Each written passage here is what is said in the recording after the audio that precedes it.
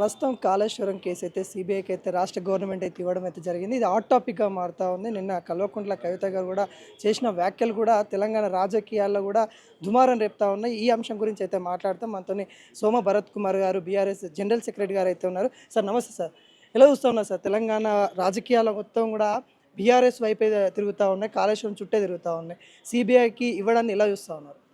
ఏం పని చేయనోడు, ఒక్క సుక్క నీళ్లు తీసుకురానోళ్ళు, తెలంగాణ ప్రజల్ని 67 సంవత్సరాలు మోసం చేసి హింస పెట్టినోళ్ళు, ఇవాళ నీరు తీసుకొచ్చిన వారిని తర్వాత ప్రపంచమే అబ్బురపోయే పద్ధతిలో ఒక ప్రాజెక్టును కట్టి కాళేశ్వరం ద్వారా టేలెంట్ ప్రాంతాలకు కూడా నీళ్లు తీసుకొని వచ్చి 9 నెలలు 10 నెలలు చెరువులు కలకలలాడేటట్టుగా చేసి ధాన్యం యొక్క ఉత్పత్తిని 20 లక్షల టన్నుల నుంచి 3.5 కోట్ల టన్నులకు తీసుకొచ్చిన కేసీఆర్ గారిని అగచాట్ల పాలు చేసేదానికోసం, అప్రతిష్ట పాలు చేసేదానికోసం ఇవాళ చేసే వీళ్ళ భగీరథ ప్రయత్నం నీళ్లు తీసుకొచ్చేదానికోసం, నీళ్లు తీసుకొచ్చిన వాళ్ళని శిక్షించేదానికోసం బీజేపీ కాంగ్రెస్ సిగ్గు లజ్జ శరం లేకుండా ఇవాళ కేసులు పెట్టే కార్యక్రమం తీసుకున్నది.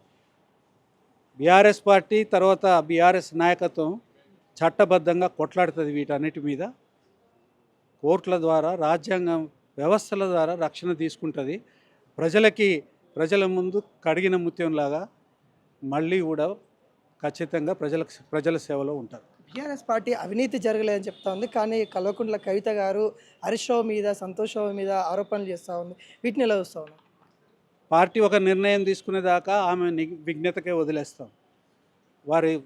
వారు మాట్లాడుతూ ఉన్నారు, మంచి మాట్లాడుతున్నారు, చెడు మాట్లాడుతున్నారు, నిజం మాట్లాడుతున్నారు, అబద్ధం మాట్లాడుతున్నారు, వారి విజ్ఞతకే వదిలేస్తాం. ఎవరైనా ఉన్నారంటారా కవిత వెనకాల? ఎవరైనా ఉండి మాట్లాడిస్తున్నారంటారా, లేకుంటే తనే మాట్లాడుతుందంటారా? ఆమె ఎంపీ, ఆమె ఎమ్మెల్సీ, ఆమె అనేక సంవత్సరాలుగా తెలంగాణ ఉద్యమంలో ఉన్నది.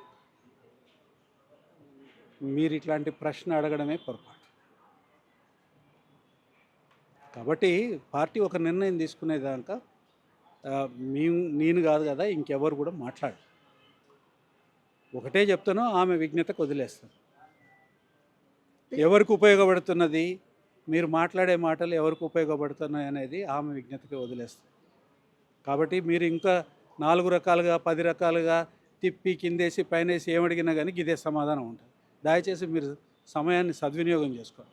ఎట్లా చూస్తారు? కాళేశ్వరం ప్రాజెక్ట్ పైన అనేక కోణాలుగా ఏదైతే కాళేశ్వరం కార్పొరేషన్ తీసుకుని వచ్చేసి 84,000 కోట్ల రూపాయలు దుర్వినియోగమైనాయి అన్నట్టు కూడా ఉత్తమ్ కుమార్ రెడ్డి చెప్తున్న పరిస్థితి కనబడతా ఉంది. ఎట్లా చూస్తూ ఉన్నారు? సెన్స్ ఉన్నోళ్ళు ఎవరు మాట్లాడరు. అట్లా సెన్స్ ఉన్నోళ్ళు ఎవరు మాట్లాడరు. దేశంలో కాళేశ్వరం ప్రాజెక్ట్ ఒకటే కట్టలేదు. దేశంలో అత్యంత వేగంగా కట్టింది కాళేశ్వరం ప్రాజెక్టు. అత్యంత సమర్థవంతంగా, అత్యంత క్వాలిటీతో కట్టింది Kaleshwaram project. PC Ghosh commission ఏదైతే ఉందో, అసమగ్రమైన విచారణ, అసంబద్ధమైన అదర్శత్యాలతో కూడుకున్న నివేదికనిచ్చినారు వారు. దాన్ని మేము ఛాలెంజ్ చేసినాం. ఏ రకంగా అది ఇల్లీగల్ అనేది చాలా స్పష్టంగా పద్ధతిగా కోర్టు ముందు వాటిని రిట్ పిటిషన్ రూపంలో పెట్టినాం. కోర్టు పరిశీలనలో ఉన్నది. అది తరువాత దాన్ని విచారణకు స్వీకరిస్తూ కోర్టు 7 అక్టోబర్కి మళ్ళీ తదుపరి విచారణకి తీసుకుంటూ దాని మీద ఎట్టి చర్యలు తీసుకోవద్దని స్టే ఇచ్చింది. కాబట్టి కోర్టు యొక్క విజ్ఞతను కూడా మనం గౌరవించాల్సిన అవసరం ఉంది. కోర్టు విజ్ఞత ఏంటి? మేము తదుపరి విచారణ చేసే వరకు చర్యలు తీసుకోవద్దని. అది ప్రభుత్వం కానివ్వండి, తరువాత విమర్శ చేసేవాళ్ళు కానివ్వండి, కోర్టుకు గౌరవం ఇవ్వాల్సిన అవసరం ఉంది. ఈ లోపల దాంట్లో 83 లక్షల కోట్లు వృధా అయినది. ఏం చేయడానికి వృధాగానే కనిపిస్తుంది. ఏం చేసిండ్రు? 67 సంవత్సరాలు తెలంగాణనే ఆంధ్ర ప్రాంతంలో కలిపి దిగువ ప్రాంతంలో ప్రాజెక్టులు కట్టి నీళ్లు తెలంగాణకు రాకుండా చేసిన ఘనత కాంగ్రెస్ పార్టీ. తెలంగాణ కోసం కొట్లాడిన పిల్లల్ని కాల్చి పారేసింది కాంగ్రెస్ పార్టీ. 67 సంవత్సరాలు ఎన్కౌంటర్ల పేరు మీద అనేక మంది వేలాది మంది పిల్లల్ని యువకుల్ని చంపింది కాంగ్రెస్ పార్టీ. విద్య లేకుండా, వైద్యం లేకుండా, తర్వాత సరైన ఉపాధి కల్పన లేకపోవడం మూలంగా లక్షలాది మంది ప్రజలు చనిపోయినది కాంగ్రెస్ పార్టీ కారణం. ఇంకొక అంశం సార్, ఏదైతే రాహుల్ గాంధీ ఏమో సిబిఐ, బీజేపీ ఒకటే, రెండు కూడా అనుసంధానంగానే పనిచేస్తున్నాయి, ఇక్కడ ఏది కూడా చట్టపరంగా పనిచేయట్లేదని రాహుల్ గాంధీ చెప్తా ఉన్నారు. కానీ ఇక్కడ రేవంత్ రెడ్డి ఏమో అక్కడ సిబిఐకి కేసు ఇవ్వడం జరిగింది. అంటే అటు అధినాయకత్వం ఒక మాట, ఇటు రేవంత్ రెడ్డి ఇంకొక మాట మాట్లాడుతుంది. వీటిని ఎలా చూస్తూ ఉన్నారు? కాంగ్రెస్ పార్టీ సర్కస్ లాగా ఉంది. ఆయన ఇట్లా కాన్స్టిట్యూషన్ని చూపించుకుంటూ పోతాడు. కాన్స్టిట్యూషన్ అని మాట్లాడతాడు. కాన్స్టిట్యూషన్కి విరుద్ధంగా పనులు చేస్తారు. మీరు అది రెండు విషయాలలో చూసుకోండి. విద్యా సంస్థల్ని నెలకొల్పి బాగు చేయాలనే ధ్యాస లేకపోతే పర్వాలేదు, ఈ దేశం ఇది చేయగలుగుతుంది. విద్యా సంస్థల్ని ధ్వంసం చేసే కార్యక్రమం, విద్యా సంస్థల్ని ధ్వంసం చేసే కదా రాజేంద్ర నగర్ అగ్రికల్చర్ యూనివర్సిటీ నుంచి 100 ఎకరాలు హైకోర్టుకి ఇవ్వాలనుకుంటే లేదా ఎక్కడైనా? ఒక విద్యా సంస్థ యొక్క 100 ఎకరాలు ఎందుకు తీసుకోవాల్సిన అవసరం ఏర్పడింది? తర్వాత ఇంకొక విద్యా సంస్థ సెంట్రల్ యూనివర్సిటీ 400 ఎకరాలు అందులో నుంచి తీసి అమ్మి పైసలు చేసుకోవాలనే ఆలోచన, ఇది రాజ్యాంగబద్ధమైన చర్యనేనండి. రాజ్యాంగానికి వ్యతిరేకంగా చెప్పేది ఒకటి, చేసేది ఒకటి.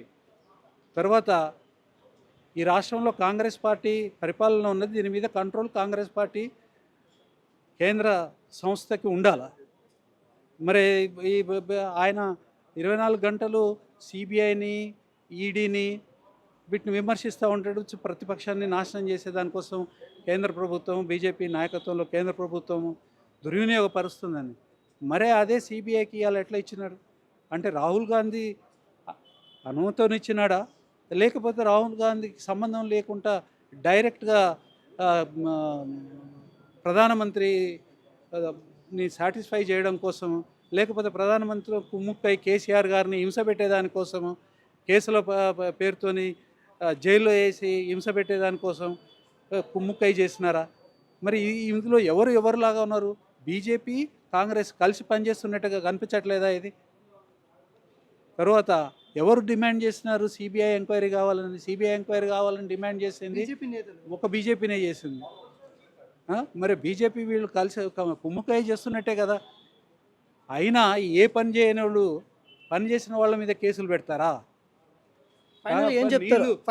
నీళ్లు రాకుండా చేసిన ఈ రెండు పార్టీలు, తెలంగాణని హింసపెట్టిన ఈ రెండు పార్టీలు, నీళ్లు రావడం కోసం ప్రాజెక్టులు అత్యంత వేగంగా, తర్వాత తక్కువ సమయంలో కట్టి ఉపయోగంలోకి తీసుకొస్తే ఆయన మీద కేసు పెడతారు. ఇది ఏ రకంగా న్యాయం అండి? న్యాయమా ఇది? దాని మీద కమిషన్లు వేసి కక్షలు కార్పణ్యాలు తీసుకునే దానికోసం చేతగానోడు పనిచేసి చూపించిన వాళ్ళ మీద కక్ష కట్టే కార్యక్రమం. అటు మోడీ కానివ్వండి, ఇటు ఈయన కానివ్వండి. ఏం చేసిండు మోడీ తెలంగాణకి? బీజేపీ ఏం చేసింది? పచ్చి అబద్ధాలు మాట్లాడడం తప్ప. బీజేపీ వచ్చిన కానించి ఈ దేశం ఎంత సర్వనాశనం అయిపోయింది, రూపాయి విలువ ఎంత పడిపోయినది, పెట్రోల్ రేట్లు ఎంత పెరిగినాయి, నిత్యావసర వస్తువుల ధరలు ఎట్లా పెరిగినాయి, తర్వాత నిరుద్యోగం ఎట్లా పెరిగింది.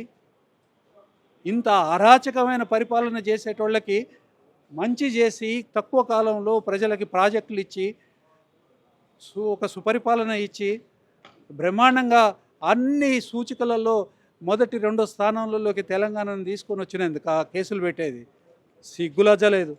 ఫైనల్గా ఏం చెప్తారు? తెలంగాణ ప్రజలకి కొంత ఆందోళన చెందుతూ ఉన్నారు. ఎందుకంటే కేసీఆర్ అంటే ప్రేమ చాలామందికి ఉంది, కేసీఆర్ అంటే అభిమానం చాలామందికి ఉంది. వాళ్ళకి ఏం చెప్తారు?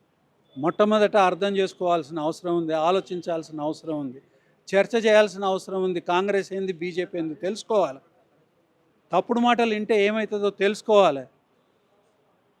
కేసీఆర్కి మీద మీ ప్రేమ ఉంటే, కేసీఆర్కి మీ రక్షణ ఉంటే ఈ భూ ప్రపంచంలో ఎవడు కూడా కేసీఆర్ని ఏం పీకలేడు.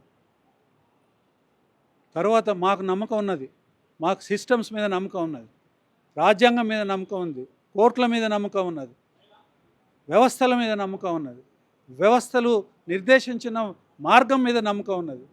ఆ నమ్మకాన్ని ఉపయోగించుకుంటాము. ఆ నమ్మకాన్ని మేము ఆ నమ్మకంతోనే కోర్టులకు వెళ్తాము, వ్యవస్థల దగ్గరికి వెళ్తాము, రక్షణ కోరుతాము. విజయంతో కడిగిన ముత్యంలాగా బయటకు వస్తాము. ఈ తప్పుడు ఆరోపణలు అని అంటే తప్పుడు ఆరోపణలు అనేది ప్రూవ్ చేస్తాం. కాంగ్రెస్ బీజేపీ రెండు కలిసి ఎంత కుట్రలు చేసినా కానీ మేము ఛేదిస్తాము, ఖచ్చితంగా కొట్లాడదాం, తెలంగాణ ప్రజలు కూడా కొట్లాడుతున్న సమయం వచ్చిందని కూడా చెప్తున్న పరిస్థితి కనబడుతూ ఉంది. కెమెరామెన్ రవీందర్తో అనిల్, బీఆర్ఎస్ భవన్, హైదరాబాద్.